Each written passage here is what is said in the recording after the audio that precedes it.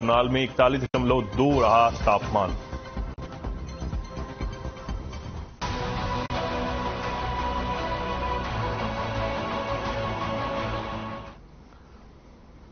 चंडीगढ़ में कृषि मंत्री ने अधिकारियों और इंश्योरेंस कंपनियों के स्टेट हेड के साथ अहम बैठक की है, जहां मंत्री ने सख्त निर्देश दिए कि जिन कंपनियों ने अब तक किसानों को मुआवजा वितरित नहीं किया वे 10 दिनों के अंदर मुआवजा दे दें।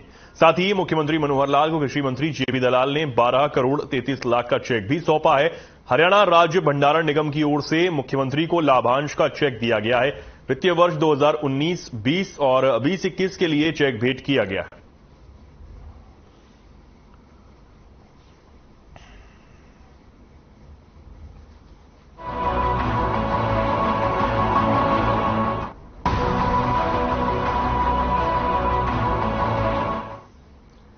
सीएम मनोहर लाल ने फतेहाबाद के अभिनव सिवाच को यूपीएससी में 12वीं रैंक लाने पर बधाई दी है। अभिनव के पिता भी हरियाणा सरकार में ही कार्यरत हैं। सीएम ने इस दौरान कहा कि सरकार भी मेरिट को प्राथमिकता दे रही है। मेरिट के आधार पर ही प्रदेश में रोजगार दिए जा रहे हैं।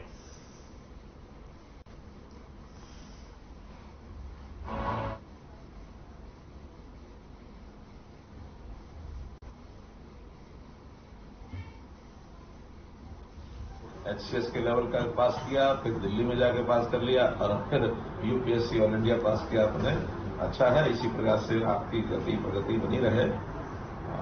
आपके माता पिता उनको भी मेरी ओर से बधाई देना। नमस्कार सतवीर जी। नमस्कार नमस्कार। मैंने कहा आपको बहुत बहुत ढेर सारी बधाई। हम तो अपनी ओर से पूरा जोर लगाए हुए हैं कि मेरिट शुड बी वर्शिप्ड है। मिशन मेरिट को हम भूलेंगे नहीं, मिशन मेरिट को जारी रखेंगे। अभिनव सिवाच जी, आपको बहुत बहुत बधाई और बहुत शुभकामनाएं। और मेरी ओर से आपके माता पिता जी को भी बहुत बहुत बधाई। आपने हरियाणा का नाम रोशन किया, आपने अपने गांव का नाम, अपने परिवार का नाम, अपने फतेहाबाद जिले का नाम रोशन किया और देश में एक अच्छी रैंकिंग लेकर के और आपने हरियाणा को गवर्नमेंट किया। ठीक है ना? तो अभी आप दिल्ली एसडीएम थे और उससे पहले तहसीलदार थे हरियाणा में। तो आपने पहले वो HCS के लेवल का पास किया, फिर दिल्ली में जाके पास कर लिया और फिर यूपीएससी ऑल इंडिया पास किया आपने। अच्छा है, इसी प्रकार से आपकी गति प्रगति बनी रहे। आपके माता पिता उनको भी मेरी ओर से बधाई देना। नमस्कार सतवीर जी। नमस्कार नमस्कार। मैंने कहा आपको बहुत बहुत ढेर सारी बधाई। हम तो अपनी ओर से पूरा जोर लगाए हुए हैं कि मेरिट शुड बी वर्शिप्ड है। मिशन मेरिट को हम भूलेंगे नहीं, मिशन मेरिट को जारी रखेंगे। अभिनव सिवाच जी।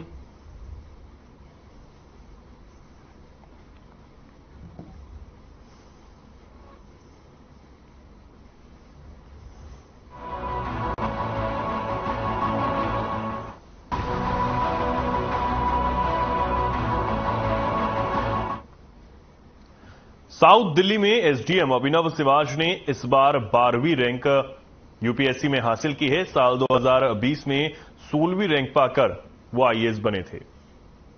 उन्होंने यूपी कैडर मिला था, वे होम कैडर यानी हरियाणा चाहते थे, जिसके चलते उन्होंने एक बार फिर से यूपीएससी परीक्षा में बैठने का फैसला किया था। अभिनव सिवाच ने इंजीनियरिंग और एमबीए किया है। वे यूपीएससी की तैयारी शुरू करने से पहले एक एमएनसी में 35 लाख सैलरी की जॉब कर रहे थे। उनके पिता सतवीर सिंह सिवाच गुड़गांव में आबकारी और कराधान विभाग में आयुक्त हैं। अभिनव 2020 में आईएएस बनने से पहले तहसीलदार पद पर जॉब कर रहे थे। अब की बार मिली सफलता से अभिनव काफी खुश हैं, क्योंकि उनकी तमन्ना थी कि उनको और अच्छी रैंक पाकर बेहतर वो कर सकें।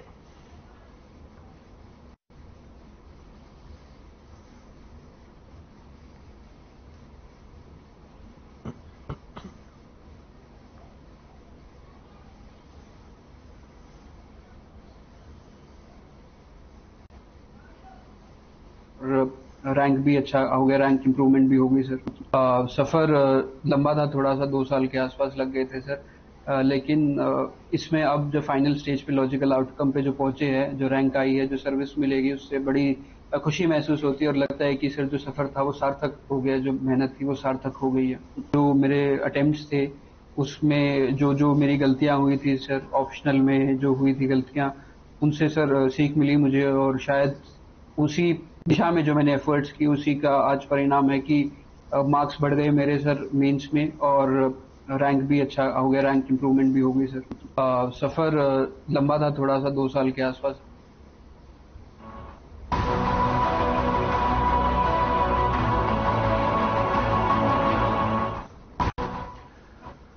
संघ लोक सेवा आयोग की परीक्षा में फरीदाबाद की रहने वाली महिमा कसाना ने ऑल इंडिया 141वीं रैंक हासिल की है। महिमा को दूसरे प्रयास में यह सफलता हासिल हुई है। उन्होंने बताया कि लक्ष्य निर्धारित कर उन्होंने इस परीक्षा में सफलता पाई है। प्रदर्शन का तनाव न लेने और लगातार पढ़ाई करने पर लक्ष्य को हासिल किया जा सकता है।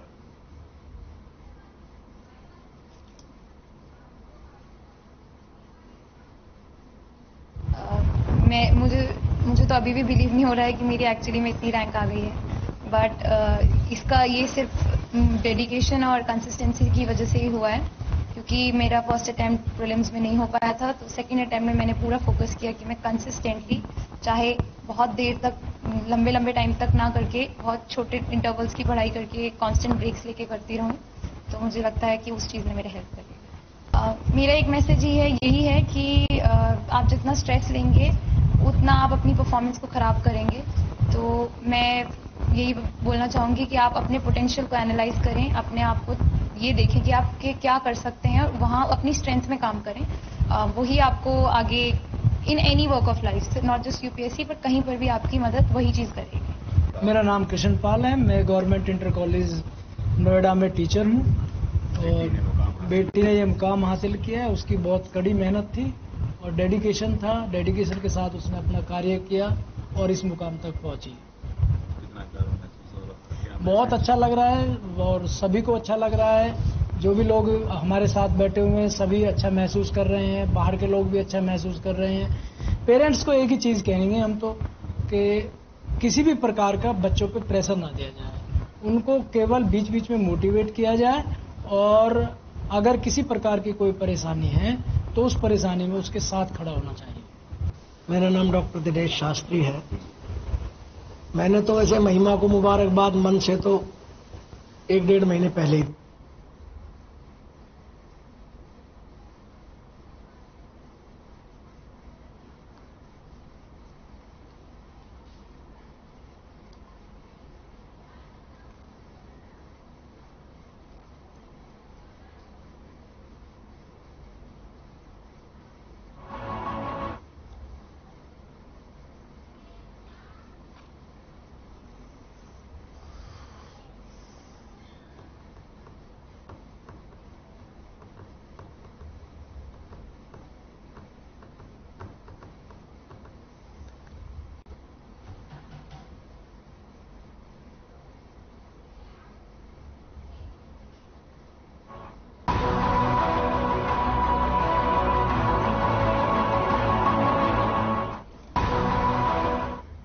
फरीदाबाद के सेक्टर 58 थाना इलाके में 7 साल की मासूम को पड़ोसी ने चाकू की नोक पर अपनी हवस का शिकार बनाया।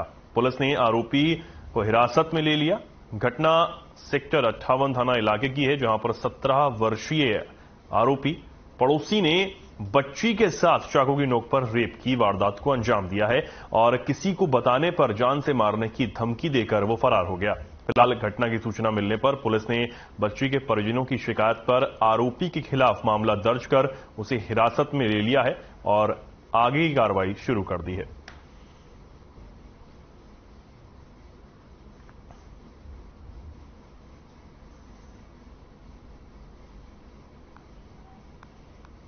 और इसको चक्कू दिखा के भय दिखा के अंदर कमरे में लेगा और इसके साथ गलत काम किया। बच्ची को ब्लडिंग हो रही थी। शाम को 6 बजे उसकी मम्मी उसके पापा आए, काम किसी प्राइवेट कंपनी में काम करते हैं, तो उसकी मम्मी ने पूछा है क्या हो गया बेटा, तो उसने अपनी मम्मी को नहीं बताया था। आज मेरा सीढ़ी से गिर गई, मेरा फुंसी थी, तो उसने बताया मेरा ज़्यादा तकलीफ है, पेट में दर्द है। वो डॉक्टर के बीके अस्पताल ले गए। बच्ची ने डॉक्टर को सारी बातें बता दी।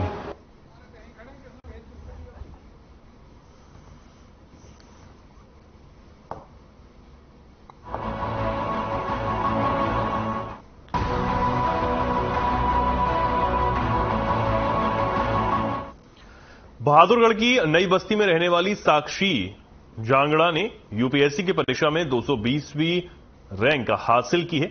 इसमें उन्होंने अपने क्षेत्र हरियाणा का नाम रोशन किया है। साक्षी जांगड़ा ने बताया कि इससे पहले वो HCS की परीक्षा उत्तीर्ण कर चुकी हैं और उसमें उन्हें तीसरा स्थान प्राप्त हुआ था। यूपीएससी में उनका ये दूसरा प्रयास था जिसमें उन्होंने ये उपलब्धि हासिल की है।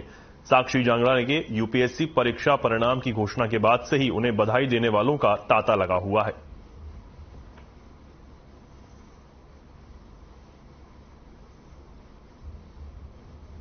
सुनने के बाद ऑब्वियसली अच्छा ही लगा। थोड़ा एक्सपेक्टेड था, थोड़ा बहुत कह सकते हैं, but it was a nice experience. तो सेकंड अटेम्प्ट था आपका? हाँ जी। तो अब ये किसका श्रेय किसको देंगे आप? मतलब ये जो आपको ये इतनी मेहनत करी है आपने, इसके पीछे किसको श्रेय मानते हैं? फैमिली को ही जाता है श्रेय तो ऑब्वियसली। तो क्या रूटीन आप थोड़ा सा बताएं, क्या रूटीन क्या रहा आपका? रूटीन एज सच तो यही था कि पढ़ना है, जितना घंटे हो सकता है उतना घंटे पढ़ती थी।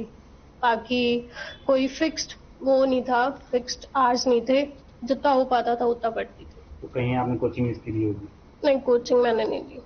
तो इससे पहले क्या क्या किया आपने, किस चीज से क्या पढ़ाई करी और क्या इससे पहले उपलब्धियां रही है? मैंने BSc किया है मैथ्स में Hindu college university of Delhi से, और उसके बाद से मैं प्रिपेयर कर रही थी। उन्होंने पढ़ाई में बहुत ध्यान दिया है। 10-15 घंटे पढ़ती थी डेली और अपने पढ़ाई में ध्यान था। उसको घर का काम का कोई हमने उसको जिम्मेवारी नहीं दी रखी थी उसकी मम्मी ने। कैसा महसूस कर रहे हो आपकी बेटिया ने? बड़ी खुशी है, इससे ज्यादा क्या खुशी होगी। जिंदगी की इतनी खुशी तो कहीं मिल ही नहीं सकती। माँ बाप के लिए सबसे बड़ी खुशी। हाँ, सबसे बड़ी कामयाब हो जाए, बच्चे कामयाब हो गए, यही बड़ी खुशी है। हाँ, तो उससे पहले भी HCS में भी वो हाँ, वो उसका उस टाइम तीसरी पोजीशन पाई थी। ये नंबर के हिसाब से तो बराबर ही थे, वो पॉइंट के हिसाब में जो तीसरे नंबर पर आगे थी। और वो तो फर्स्ट अटेम्प्ट में किया था। ये भी पहले जो है प्रिलिमिनरी में रह गई थी, अब दूसरे अटेम्प्ट में क्लियर हो गया इसका। तो क्या आशीर्वाद देना चाहेंगे आप इनको? आशीर्वाद ही है, और आगे पढ़ाई करे, ईमानदारी से काम करे आपने।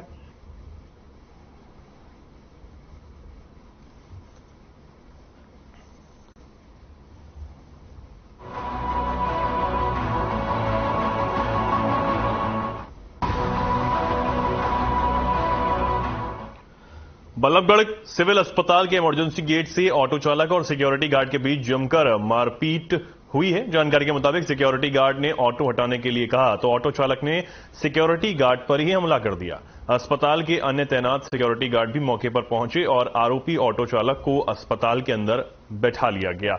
वहीं इस मामले की सूचना देने पर पुलिस भी मौके पर पहुंची।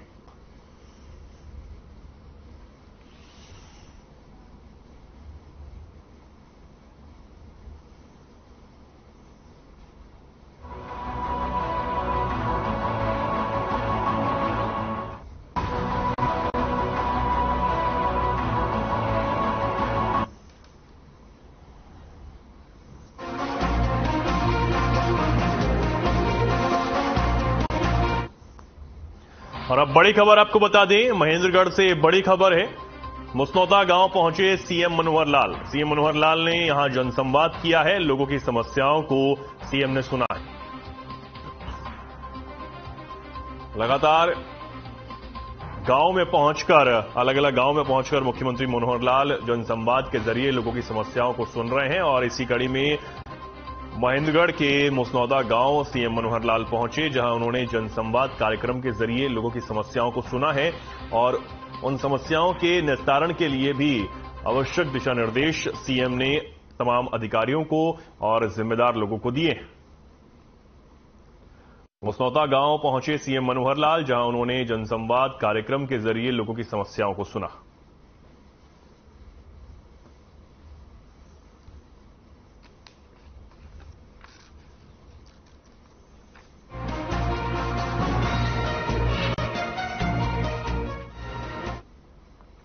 महेंद्रगढ़ के गोद बलाहा कला गांव में मुख्यमंत्री मनोहर लाल पहुंचे, जहां प्राथमिक स्वास्थ्य केंद्र का उन्होंने उद्घाटन किया। 5 करोड़ 31 लाख की लागत से ये बनकर तैयार हुआ है। वहीं 3 छात्रों को सीएम ने सम्मानित भी इस दौरान किया। 10वीं में अच्छा परिणाम लाने पर उन्हें सम्मानित किया गया है। साथ ही जनसंवाद कार्यक्रम में भी सीएम ने शिरकत की, जहां ग्रामीणों और एक छोटे बच्चे ने स्टेज पर उनका जोरदार स्वागत किया। वहीं जनसंवाद कार्यक्रम में सीएम ने लोगों की समस्याओं को सुना।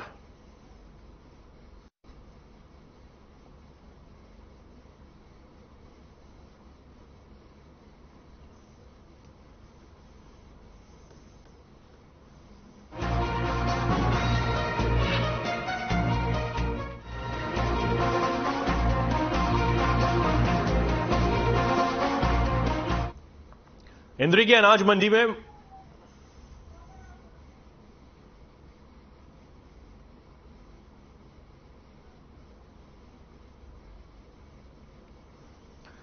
कांग्रेस के नेता राहुल गांधी के ट्रक में घूमने पर हरियाणा के गृह एवं स्वास्थ्य मंत्री अनिल विज ने कहा कि यह बहुत बड़ा सिक्योरिटी ब्रीच है। किसी अनजान ट्रक में जाना, अगर ट्रक में ही आना था तो मुझे बताते, मैं सिक्योरिटी के साथ ट्रक भेज देता। वहीं नए संसद भवन का उद्घाटन इसी महीने में है, जिसका कांग्रेस सहित सभी राजनीतिक पार्टियां बहिष्कार कर रही हैं। इस पर भड़कते हुए अनिल विज ने कहा कि कांग्रेस ने तो कसम खाई हुई है कि हर अच्छे काम का विरोध करना ही है, लेकिन कांग्रेस के विरोध से पता चलता है कि हम काम अच्छा कर रहे हैं। वहीं दीपेंद्र हुड्डा की ओर से दिए बयान कि हरियाणा में भी कर्नाटक की तरह किया जाएगा, जिसमें बिजली 300 यूनिट फ्री, गैस सिलेंडर और महिलाओं को सम्मान भत्ता दिया जाएगा। इस पर विज ने तंज कसा और कहा कि ना नोमल तेल होगा, ना राधा नाचेगी।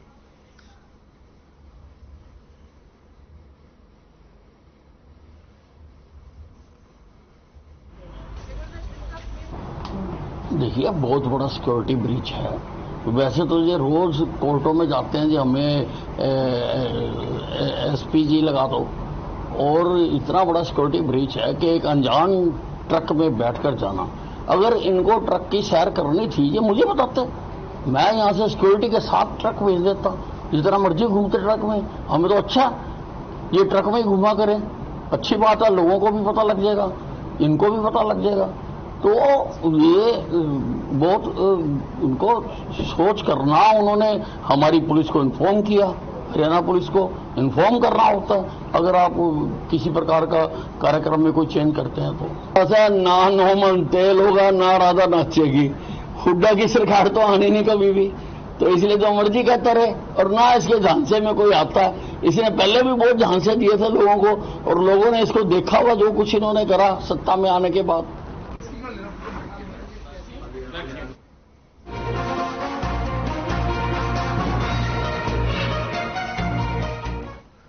इंद्री की अनाज मंडी में महर्षि कश्यप जयंती राज्य स्तरीय समारोह का आयोजन किया गया। कार्यक्रम में गृह मंत्री अनिल विज ने बतौर मुख्य अतिथि के तौर पर शिरकत की। विज का पगड़ी और स्मृति चिन्ह देकर सम्मान किया गया। इस कार्यक्रम की अध्यक्षता विधायक राजकुमार कश्यप ने की। साथ ही कार्यक्रम में शिक्षा मंत्री कंवरपाल गुर्जर, सांसद संजय भाटिया और विधायक हरविंद्र कल्याण विशिष्ट अतिथि के रूप में सम्मिलित हुए।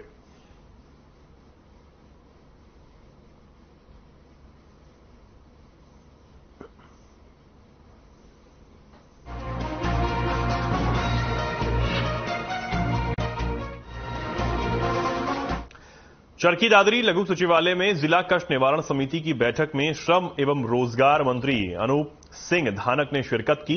बैठक में 15 शिकायतों में से 9 शिकायतों की सुनवाई यहां की गई। बैठक में सीवर व्यवस्था, पीने के पानी और सड़क व्यवस्था को लेकर शिकायतों की सुनवाई की गई। श्रम एवं रोजगार मंत्री अनूप सिंह धानक ने जन स्वास्थ्य विभाग के अधिकारियों को जल्द से जल्द सीवर समस्या का समाधान करने को लेकर सख्त निर्देश दिए हैं। साथ ही खाद्य आपूर्ति विभाग के इंस्पेक्टर को कार्य में कोताही बरतने पर सस्पेंड करने के आदेश जारी किए। श्रम एवं रोजगार मंत्री अनूप सिंह धानक ने बताया कि जिला कष्ट निवारण समिति की बैठक में 15 मामले आए थे, जिसमें से 9 का समय पर ही निपटारा किया गया और 6 मामले लंबित रखे गए हैं, जिसका अगली बैठक में समाधान किया जाएगा।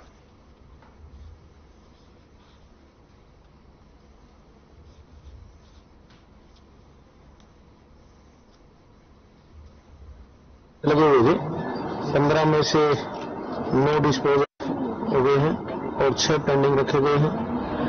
6 में किसी ने कमेटी बनाई है, किसी ने हमारे अधिकारियों की ड्यूटी लगाई है। वो 6 को भी जल्दी उनकी रिपोर्ट ले करके वो जल्दी उन पर काम करने का काम करें। और भी इसके अलावा भी काफी समस्याएं थी, उनको भी अधिकारियों की हमारी जिम्मेदारी लगाई कि उनको भी जल्दी निपटाने का काम। चाहे वो कर्मचारी हो चाहे अधिकारी, वो गलत काम करेगा तो गलत ठीक नहीं किसी के साथ। पिछली जब गुरवेशित कमेटी की मीटिंग में डीएफएससी की जिम्मेदारी लगाई गई थी, कोई डिपो होल्डर था, उसकी किसी और का डिपो होल्डर की गलती और उसके दूसरे जो डिपो होल्डर था उसके नाम वो करके वो डिपो उसका सस्पेंड किया गया था।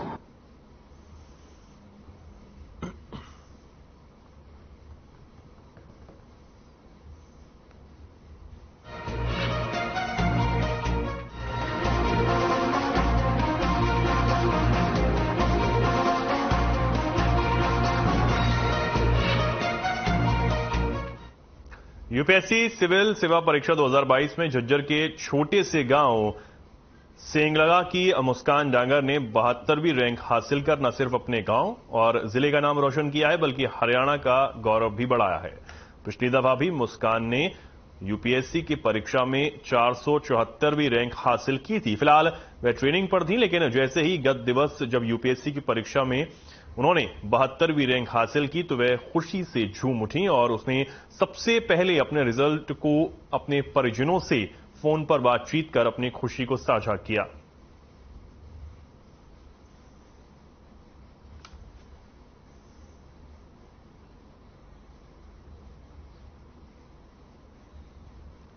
तो ये थी कि सबसे बड़ी चुनौती तो आप खुद के लिए बना लेते हो कि बैठ के पढ़ना मुश्किल हो जाता है।